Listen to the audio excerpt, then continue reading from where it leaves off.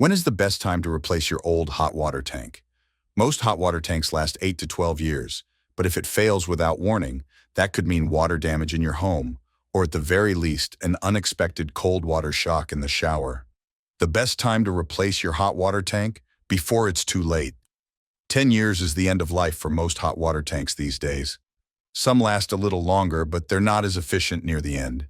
If you've maintained your tank properly, by flushing it every year and replacing the anode rod when it's done, if it's not rusty or leaking too much, then you should be able to hold off replacing it until it is at the 12-year mark.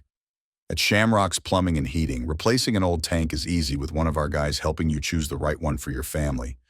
We can discuss replacing it with the same type and size or upgrading it to a tankless type. Don't wait for a disaster. Call us now at 250-575-8138 or visit shamrocksplumbingandheating.ca to talk to one of us about replacing your old hot water tank.